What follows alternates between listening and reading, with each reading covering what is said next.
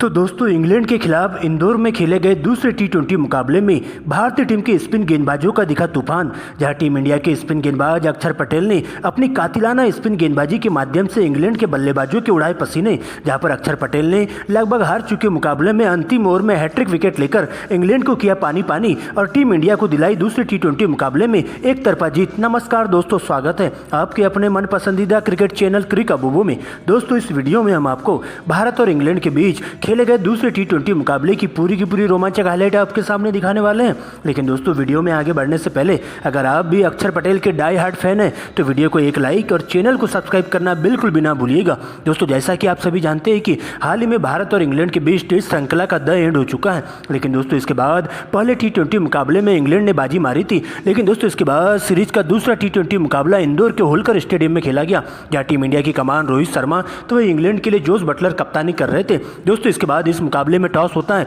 सिक्का उछाला जाता है और टीम इंडिया के कप्तान रोहित शर्मा के पक्ष में जाकर गिरता है। जहां रोहित शर्मा इस मुकाबले में टॉस जीतकर पहले गेंदबाजी करने का फैसला करते हैं और इंग्लैंड की टीम को बल्लेबाजी करने के लिए आमंत्रित किया जाता है। दोस्तों इसके बाद इंग्लैंड के लिए पारी का आगाज करने के लिए इंग्लैंड के दो धाकड़ ओपनर बल्लेबाज जॉनी बेस्टो और डेविड मलान की एंट्री होती है। तो वही टीम इंडिया के लिए पहले ओवर की गेंदबाजी करने टीम इंडिया के स्टार तेज गेंदबाज मोहम्मद सिराज आते हैं। जहां पर दोस्तों ओवर की चौथी गेंद पर एक करारा प्रहार करते हुए बेस्टो गेंद को दर्शक दीर्घा के बाहर 6 रनों के लिए भिजवा देते हैं। लेकिन दोस्तों इसके बाद इसी ओवर की अंतिम गेंद पर एक और कवर ड्राइव लगाते हुए चौका बटोरते और पहले ओवर में 10 रन बटोरते हैं। हालांकि दोस्तों इसके बाद दूसरे ओवर में डेविड मलान के सामने गेंदबाजी करने आते हैं टीम इंडिया के बाएं हाथ के युवा तेज गेंदबाज अर्शदीप सिंह। यहाँ पर दोस्तों अर्शदीप सिंह के दूसरे ओवर में डेविड मलान अपने बल्लेबाजी से पूरी तरह से ताबड़तोड़ अंदाज में लगातार 3 गेंदों में 3 चौके बटोर लेते हैं। इस प्रकार से टीम इंडिया के तेज गेंदबाजों पर पूरी तरीके से दोनों ही बल्लेबाज हावी होना शुरू हो जाते हैं, जहां पर दोनों ही बल्लेबाज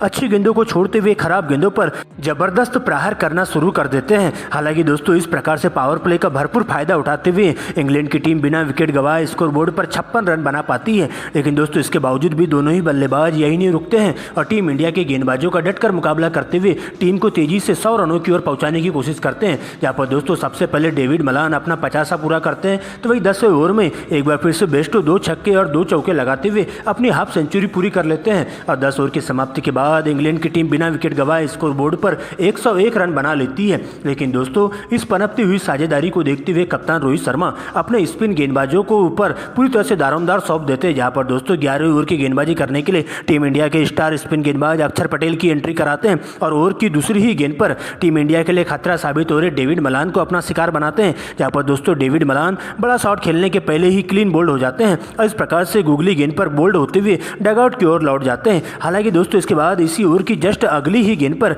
जॉनी बेस्टो भी जल्दबाजी कर बैठते हैं और 56 के स्कोर पर क्लीन बोल्ड होकर डगआउट की ओर लौट जाते हैं और इस प्रकार से अक्षर पटेल एक ही ओवर में इंग्लैंड के दोनों ही ओपनर बल्लेबाजों का चालान काट देते हैं। हालांकि दोस्तों इसके बाद जो रूट का साथ देने के लिए नए बल्लेबाज के तौर पर बेन स्टोक्स की एंट्री होती है। जहां पर बेन स्टोक्स रवि बिश्नोई के एक ही ओवर में 2 लगातार छक्के जड़ देते हैं। लेकिन दोस्तों अगले ही ओवर में अर्शदीप काल बनकर आते हैं और स्टोक्स को 12 रनों के निजी स्कोर पर चलता कर देते हैं। लेकिन दोस्तों एक छोर से जो रूट अभी भी अंगद की तरह डटकर मुकाबला करते हुए चले जाते हैं और अब उनका साथ देने के लिए नए बल्लेबाज के तौर पर इंग्लैंड के खूंखार विस्फोटक बल्लेबाज लिविंगस्टन की एंट्री होती है। यहाँ पर दोस्तों आते ही अक्षर पटेल के एक ही ओवर में 3 लगातार छक्के लिविंगस्टन के बल्ले से देखने को मिलते हैं। लेकिन दोस्तों इसके बाद एक बार फिर से अक्षर पटेल का कोराम देखने को मिलता है और शानदार वापसी करते हुए जो रूट को अपना शिकार बनाया जाता है। जहाँ पर जो रूट 32 के स्कोर पर कैच आउट होकर डगआउट की ओर लौट जाते हैं। जिसके बाद दोस्तों कप्तान बटलर की एंट्री होती है और इसके बाद तो दोनों ही बल्लेबाज काफी खूंखार तरीके से बल्लेबाजी करते हुए देखे जाते हैं और टीम इंडिया के गेंदबाजों को विकेट के लिए तरसा देते हैं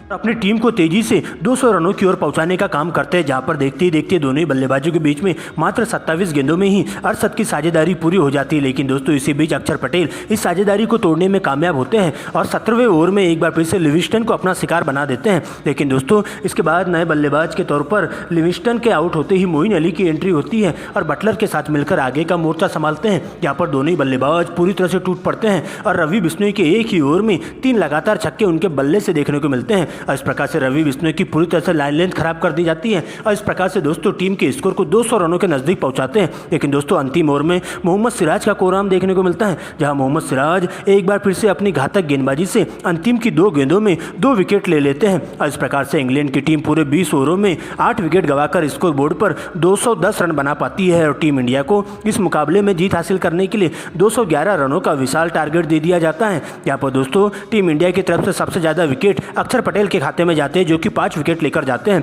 हालांकि दोस्तों इसके बाद 211 रनों के लक्ष्य का पीछा करने टीम इंडिया के 2 धाकड़ ओपनर बल्लेबाज कप्तान रोहित शर्मा और यशस्वी जायसवाल की एंट्री होती है, जिनके कंधों पर टीम इंडिया को एक ठोस शुरुआत देने की जिम्मेदारी सौंपी जाती है। यहाँ पर दोस्तों इंग्लैंड की ओर से पहले ओवर की गेंदबाजी करने आते हैं इंग्लैंड के तेज गेंदबाज क्रिस वोक्स, जहां उनका सामना होता है रोहित शर्मा से और ओवर की पहली गेंद पर रोहित शर्मा एक पुल शॉट लगाते हुए 6 रनों से अपना और अपने टीम के लिए खाता खोलते हैं। लेकिन दोस्तों इसके बाद इसी ओवर की अंतिम 2 गेंदों पर एक बार फिर से रोहित शर्मा का बल्ला जम के गरजता है। यहाँ पर 2 लगातार चौके बटोर लेते हैं। तो वही अगले ही ओवर में यशस्वी जायसवाल भी रोहित शर्मा को देखते हुए गियर बदलते हैं और रंग बदलते हुए एक बार फिर से डेविड विली को टारगेट करते हैं और 3 लगातार गेंदों में 3 लगातार चौके जड़ देते हैं। दोस्तों इसके बाद तो दोनों ही बल्लेबाज यही नहीं रुकते हैं और अच्छी गेंदों को छोड़ते हुए खराब गेंदों पर तूफानी तरीके से बल्लेबाजी करना चालू कर देते हैं। यहाँ पर दोस्तों पावर प्ले का भरपूर फायदा उठाते हुए इंग्लैंड के गेंदबाजों की जम के क्लास ली जाती है और उनके ऊपर दबाव बनाने का काम किया जाता है और देखते देखते टीम इंडिया 6 ओवर की समाप्ति के बाद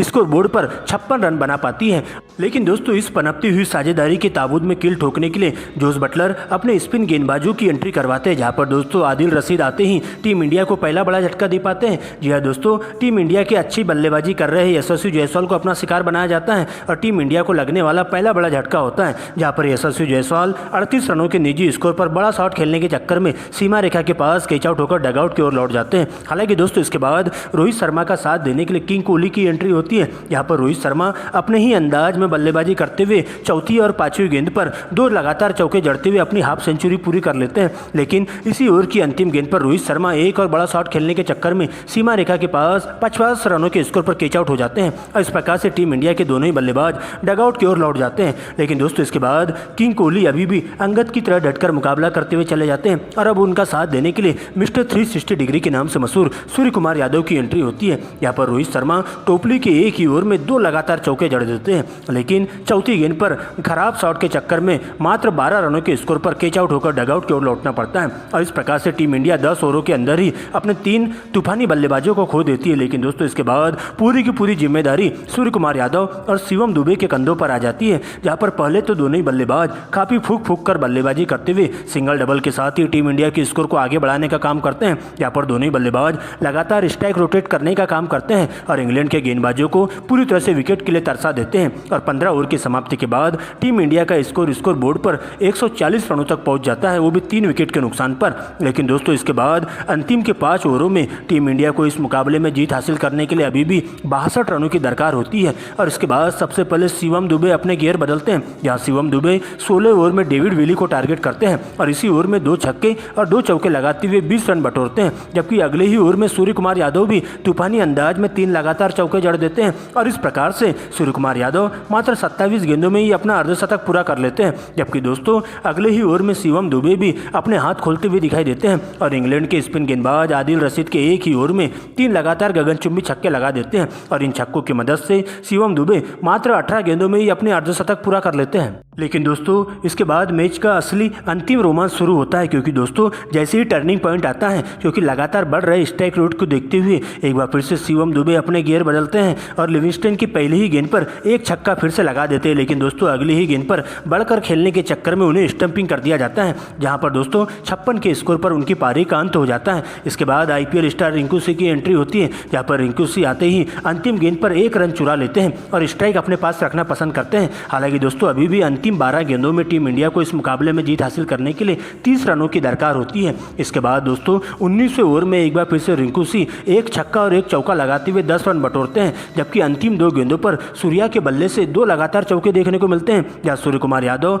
आगे बढ़कर 2 लगातार चौके जड़ देते हैं गेंदबाज के ऊपर से। इस प्रकार से दोस्तों टीम इंडिया की जीत को अभी भी बरकरार रखते हैं। लेकिन दोस्तों इसके बाद अंतिम 6 गेंदों का खेल शेष बचा रहता है, जहां अंतिम ओवर की गेंदबाजी करने इंग्लैंड के खूंखार गेंदबाज बेन स्टोक्स की एंट्री होती है, जहां उनका सामना होता है सूर्य कुमार यादव से और पहली ही गेंद पर सूर्य कुमार यादव 1 रन चुराते हुए रिंकू सिंह को स्ट्राइक देते हैं। लेकिन दोस्तों अब अंतिम 5 गेंदों में 15 रनों की दरकार होती है, जहां पर एक बार फिर से रिंकू सिंह अपने ही अंदाज में बल्लेबाजी करते हुए अंतिम की 4 गेंदों में 4 लगातार चौके जड़ देते हैं और इस प्रकार से लगभग हार चुके मुकाबले में इंग्लैंड के जबड़े से जीत को छीनकर टीम इंडिया दूसरे टी20 मुकाबले में 6 विकेट से शानदार जीत दर्ज कर लेती है और इस प्रकार से टीम इंडिया 1-1 की बराबरी कर लेती है 3 टी20 मुकाबलों की सीरीज में। और टीम इंडिया एक बार फिर से सूर्य कुमार यादव और रिंकू सिंह के द्वारा खेली गई धुआंधार पारी की बदौलत इंग्लैंड को करारी मात देते हुए इंदौर के होलकर स्टेडियम में खेले गए दूसरे टी20 मुकाबले में 6 विकेट से जीत दर्ज कर लेती है। यहाँ पर रिंकू सिंह और सूर्य कुमार यादव के द्वारा अंतिम के ओवरों में खेली गई धुआंधार पारी की बदौलत टीम इंडिया इस मुकाबले में जीत हासिल कर पाती है।